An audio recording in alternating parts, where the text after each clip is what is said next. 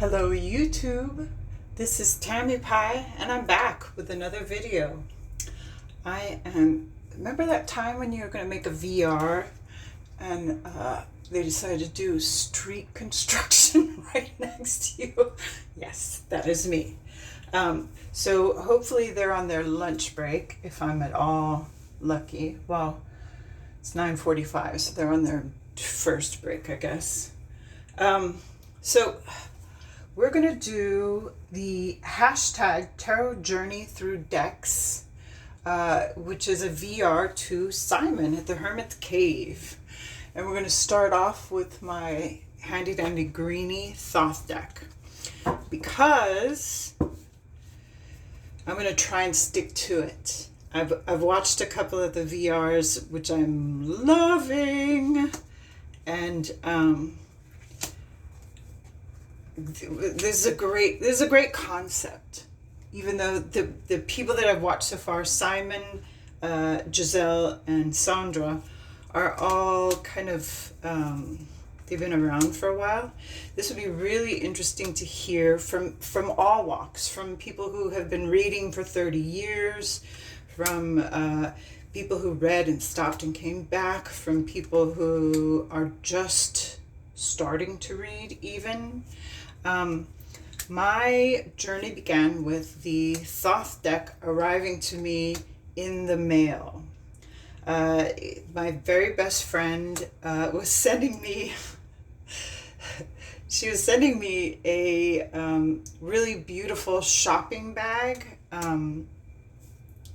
that she had found and wanted to put something in it, and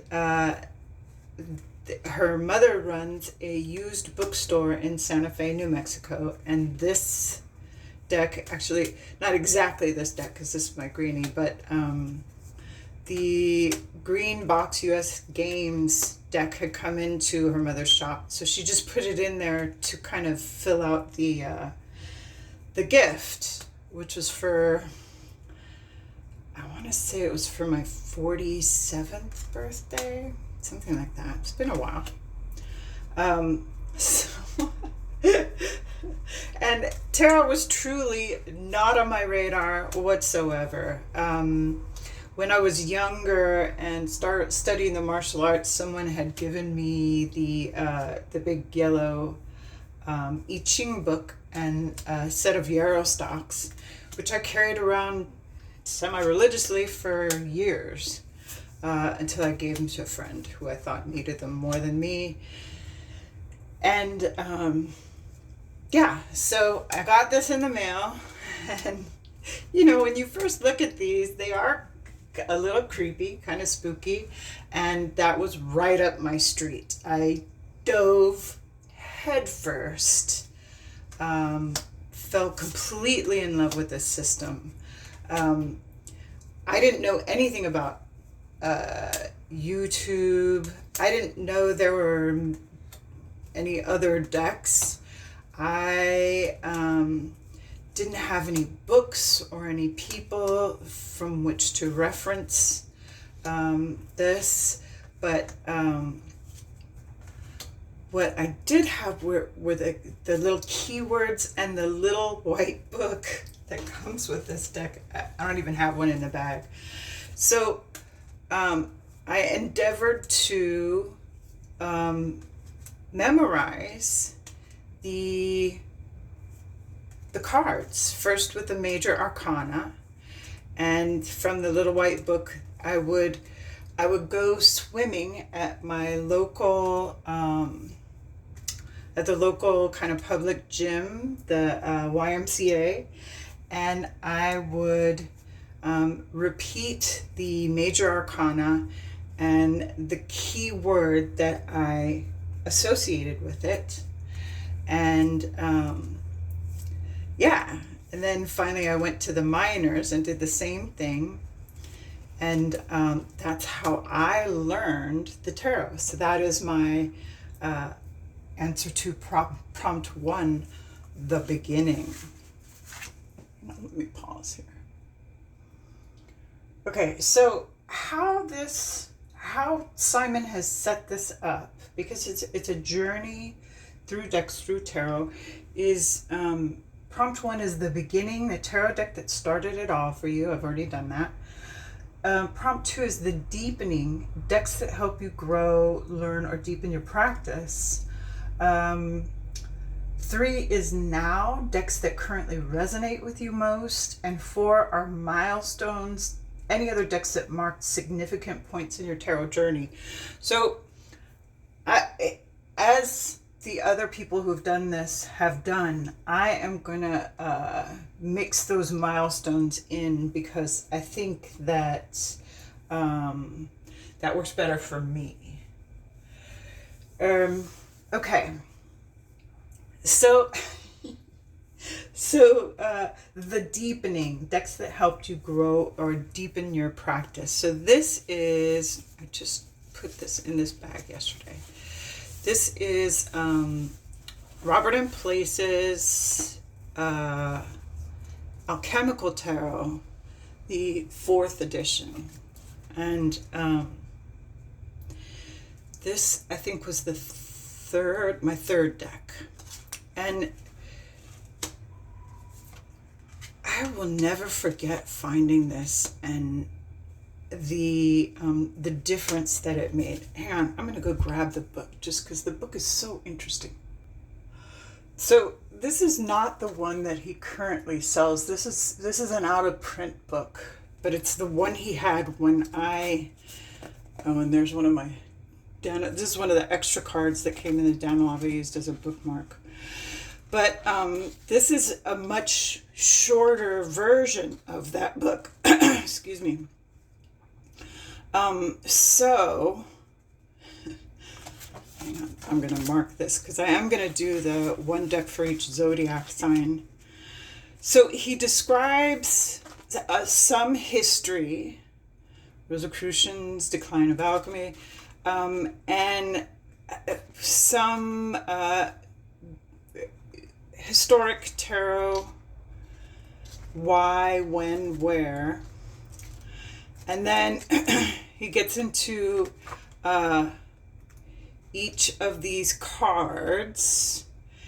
And really, this is the book that made me kind of understand tarot better. Because if I'm honest, even though I spent years with that first deck, I never truly understood it. Because in part, I think tarot is just onion skin learning, right? You have to learn a little, and then practice a little, and then learn a little more, and then practice a little more. And part of the reason why we keep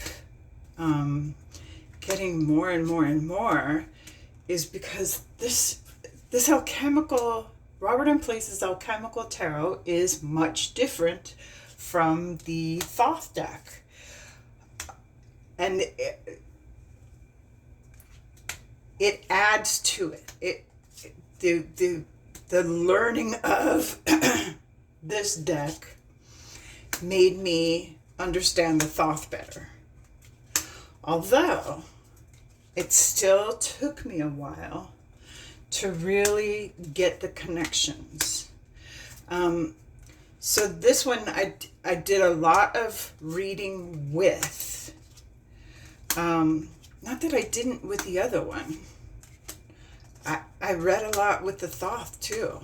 But I was a little dependent on those keywords. But then when I got to the ideas of the Fool's Journey and the alchemical connections that he had, you know, things like this rabbit being a kind of an animal spirit that leads you on a journey. That was, you know, they were major ideas to me. This alchemical process in the Seven of Discs really made me kind of understand, you know, you're going from lead to gold, right?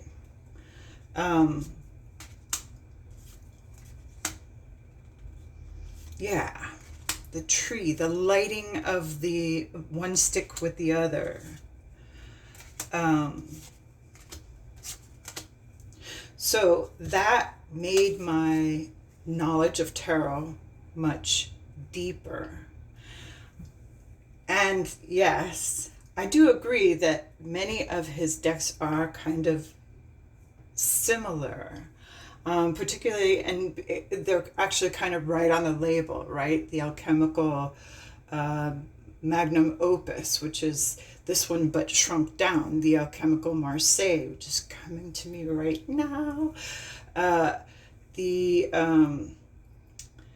Even his decks that are on other subjects are coming from this same mind. So they're similar, but not exactly the same. So the reason I bought this deck was because at this point I was watching Elle at Sacred Seed. And she did her deck reviews were really reviews. You really did get to, like, the whole idea of what this deck was about. This was a deck that I bought because of Kelly at the Truth and Stories walkthrough of it. And this is the Bohemian Gothic. This is the 3rd edition. Can you see that? Hopefully. Well, anyway, so I don't know how well this light is working, but the work on the street is outrageous.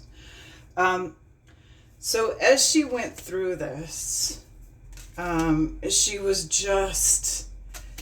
I think you can still go back and see the walkthrough of this deck. And I had to save, but I went out and bought, and I think at the time they were between issues. It was before this one came out. Or maybe this, I forget, but I ended up getting the... Oh, you know what it was? It was just the money.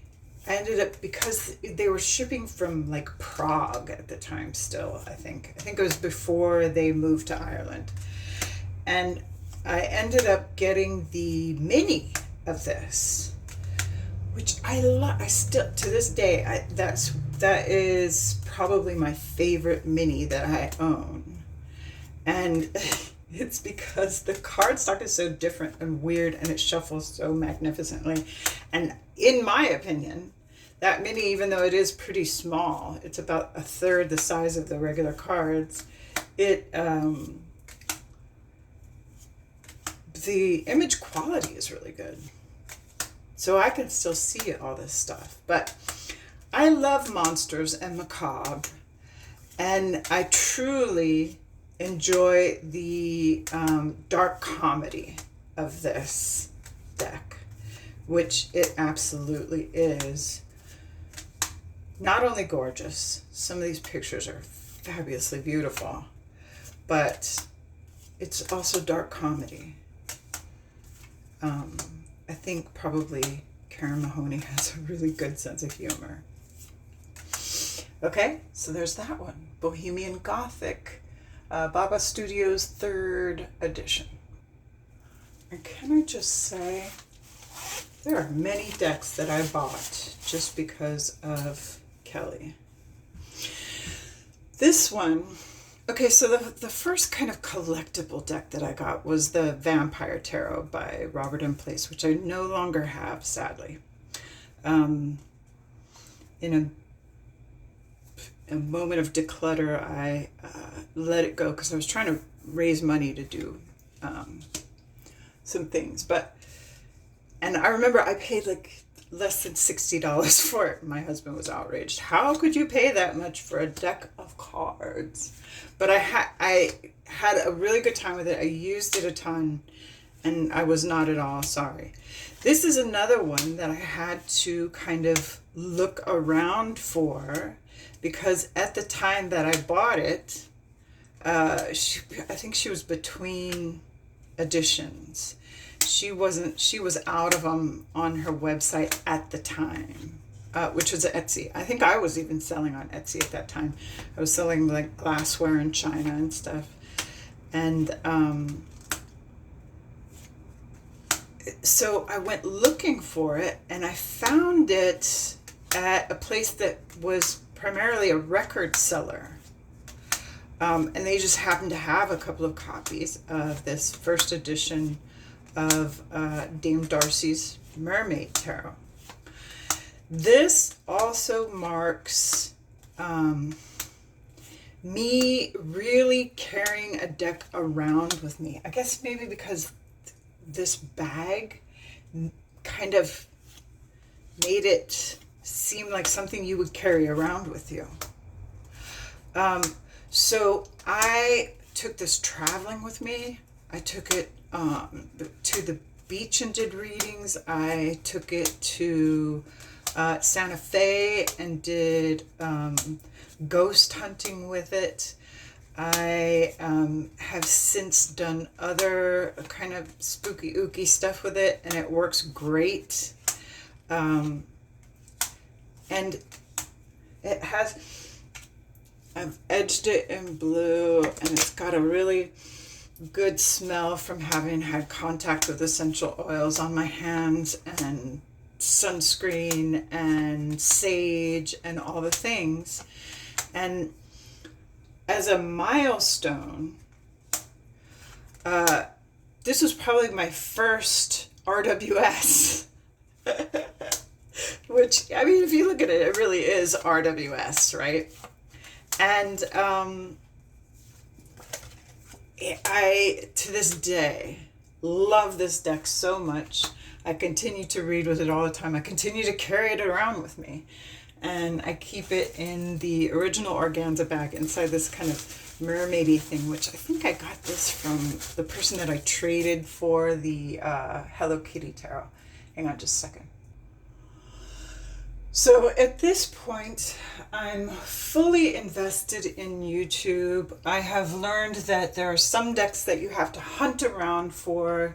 I am watching several different magical channels, including Kellyanne Maddox and a bunch of others. I'm doing readings for friends and family.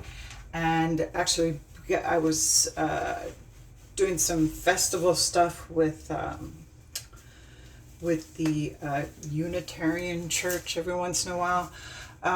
So I have clients that call me back, and I started to watch. Sorry, gotta shuffle. Can't help myself. I started to watch Benebell Wen. And she was doing an I Ching, an I Ching course. So I took the I Ching course, and I printed out her I Ching deck, and I started just consuming Benebell Wen. I got her book, Holistic Tarot. I have all her books. I love the I Ching book, but the main I Ching part of it, I had gotten in the course that she did. So I'm following her on Instagram. I'm doing regular posts and regular Instagram challenges with the cards. And she starts to draw her own deck. And, you know, the community was like, wow, you should sell the, you should actually produce these, which she was kind of shy about. But she just put them up on her website and said, if you want to do this, print them out, color them. This is the image. This is how I saw them coming to fruition, because when she did it, she had in her mind that they would be colored eventually, right? So we followed that and followed that. And then when she put it out as a 78 card deck, I snapped one up immediately because I knew they were going to sell out quick. I didn't realize how quick they were going to sell out, but I knew they were going to sell out quick. Then she moved on to the Vitruvian, and I followed that whole journey. Some of the cards changed in part because she had gone on a trip to Europe. So there are cards in the Vitruvian which show some like statues and stuff that she saw there, and places she went to visit, which are in this colored version as well. So I got a Vitruvian. I think I got two because I believe I traded one of them away. And then when this one came out, I got these. And again, I got two, and I ended up selling one of them. And then the last one I keep in this pearl bag here. And this is the one I use the most. That's why it's irresistible to shuffle, because it shuffles beautifully because it's worked in really well. And so, you know, since then, you know, read the books, used the cards, followed the social media accounts. I've also gone to tarot conferences and actually met her a couple of times and heard her little classes. They're great, really fun. And I, you know, when they say you shouldn't meet your heroes, that's not always true, because I have met some of my heroes and they were great people. And Benebell is definitely one of them. All right, so let's go on to the next. I was thinking I'm going to do SKT class. I never do. So I'm going to show a couple of these, which are people that I met on YouTube, created these decks, and actually Giselle created this bag for this deck. And this one's a tarot, kind of, and this one is an oracle. So let's show you this one. Simon and Giselle, and maybe even Sandra, mentioned Veronica Jude. And Veronica Jude no longer does videos, but she did create this deck. And this is the meme deck, and I kind of tentatively called it Don't Panic Tarot, because it was, the Don't Panic is on the back here somewhere. You can't even really see it. It's right here. Anyway, this one she gifted me. She sent me this. She said, I'm going to send you this because you were so kind about my deck and so gentle. I was blown away when she did. And I carried this in my purse for years. This deck is brilliant. These colored cards are the quartz. So this kind of rusty red color, Fire of Fire, is the this is the, I believe, Knight of Wands. Earth of Fire would be the Provider. That doesn't make sense. Anyway, I forget exactly how it goes. But you don't even need to know which cards they are, because these cards read themselves. Because they're memes, you don't have to read tarot. You can just use them. You can just set them out, and they are what they are. So I can be sitting in line at the drive-up pharmacy and pull this out of my purse and draw 3 cards And that's my reading. I don't have to say, well, this is the whatever of what. There's none of that with this. So this was a gift that I really loved from a person that I have never met in person, but that I met on YouTube and Instagram, and she still shows up every once in a while in live streams, and I'm always thrilled to see her because she is really cool. She was the first person who really got into the Crowley tarot, and she showed like all the art from books that she had of Nicoletta Ciccoli's stuff, and she reordered the deck, and from there other people reordered their decks.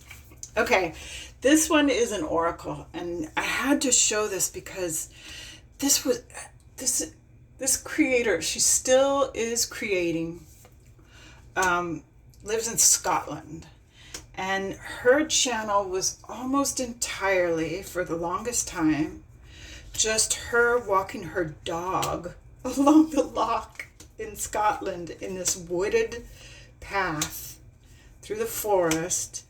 And so when she put this out, I kind of recognized some of these trees. And this is Celtic magic. There's no other way to put it. These images are magical, and yes, it's the kind of mirrored image thing, but it doesn't matter. If you look at them, if you sit there and look at them, there are not 1, 2, 3, 4. There are a limitless number of spirits in there, forest spirits, and it brings you to this magical place that you wouldn't otherwise be able to visit. And this really did change my mind about a lot of things. Made me kind of come back to nature. It made me start doing my walks, along with some other reasons, but this deck is really, really beautiful. And Mags has, I think she's got like a new YouTube channel, but she's doing a whole different other deck, which is very exciting to me. And she does have several other editions of Tree Spirit, which of course sell out instantly as soon as she puts them on sale. Okay, so now all these decks, every one of them, I still use fairly regularly. Tree Whisper maybe a little less than usual. Don't Panic a little less because I replaced it with Nelly not long ago. And when Nelly came out, I guess it's a couple years already. What is time? But this one I got a couple of years ago, and this is another one of those decks which as soon as it came out, it sold out.